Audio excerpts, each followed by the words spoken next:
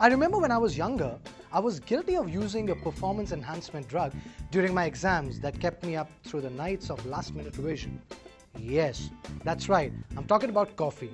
Hello ladies, my name is Ranjit and today we'll be talking about coffee. You see, back then, coffee was a lot like my high school crush. It kept me up all night. Of course, now I know better, and that is that coffee is far richer in its gourmet value. It has varied varieties, and that high school crush shouldn't have been that intimidating. Coffee grows only up to the boundaries of Tropic of Cancer and the Tropic of Capricorn. It needs high and humid temperatures with the perfect balance of rain and sunshine for optimal growth. The main countries that produce coffee today are Brazil, Vietnam, Colombia, Indonesia, and India.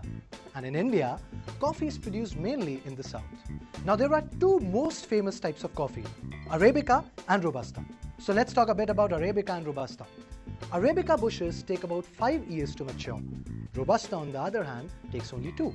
Arabica is smoother, aromatic, and more delicate, a more higher quality bean than the Robusta, as it has less moisture, less caffeine, and less acid. Robusta, on the other hand, is comparatively cheaper in quality. But let me tell you, only 30% of the coffee consumed globally is Robusta. Did you know that it takes approximately 2,000 specially hand-picked cherries to create 1 pound of coffee? I now know why my neighbor gives me such a painful look when I borrow coffee from him. Now, before coffee really becomes that coffee we drink, it has to be processed. Processing is of 2 types. This affects the quality of beans. Number 1, wet processed coffee. Now, this washing process is said to produce a clean tasting coffee with an acidity that has a very strong aftertaste. The dry processed coffee beans, on the other hand, are first dried in the sun. Then the coffee cherry, that is the dried fruit, is raked from the beans. Ever been in a situation where you've been asked to choose between an espresso or a cappuccino or a latte at a coffee shop? I know, it can get really confusing. But well, here's something for you which will help. Espresso or cappuccino aren't beans. It's a way of preparation. So let's look at some common preparation of coffee, like plain espresso. Plain espresso is a type of strong black coffee made by forcing steam through ground coffee beans. Cafe latte is espresso plus milk plus cream. Mocha is espresso plus chocolate plus milk. And a cappuccino is espresso plus milk. Ever heard about Americano? That is espresso plus water. So how good is your coffee? There are a few grounds of consideration to assess the quality. The first one being aroma, also known as the bouquet, because just like a bouquet, it is handed over to you like a greeting from a lover.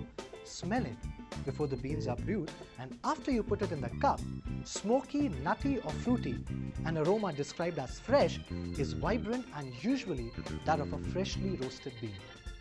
Body is nothing but sensation of richness that determines the coffee's body. It settles on your tongue and coats the inside of your mouth. The heaviness or weight of the coffee as perceived in your mouth. Ask yourself if you can feel its thickness. Acidity, pleasant sharp aftertaste towards the front of the mouth, perhaps even a numbing or tingling sensation on the tongue tip. Flavor is the overall perception, the fusion of aroma, body and acidity. A coffee's distinctive characteristic may be complex or fruity. Sweetness. A sweet coffee is usually mild and smooth, feels nice on the palate, and lacks any noticeable defects or harsh flavors. A sweet coffee may also reveal a fruity taste. Aftertaste. A dry aftertaste leaves a dehydrated or parched sensation in the mouth and is often present in delicate and light gourmet coffees. Clean, on the other hand, is not dry and very smooth. It hardly leaves a drastic aftertaste. So if this informative content in this video is boring and making you feel sleepy, or this coffee talk is just making your taste buds crave, go grab a cup of coffee. Whatever floats your boat. This is all I have to say in this video about coffee, and I will leave you with some fun facts as always. You know what? In Turkey, there was once a law wherein at weddings, bridegrooms had to take an oath that they should always be able to provide coffee to their wives failing which were grounds for divorce. Fun fact 2, it is said that Ethiopians had discovered coffee when they saw the energetic effect on their goats on consuming what came to be called now as coffee beans. So that's all from my side in this video, because I am craving for a coffee and I'll go grab some. So if you like this, hit the subscribe button, and not to forget, this video was brought to you by Grah Shobha and One MCN Network. Bye bye.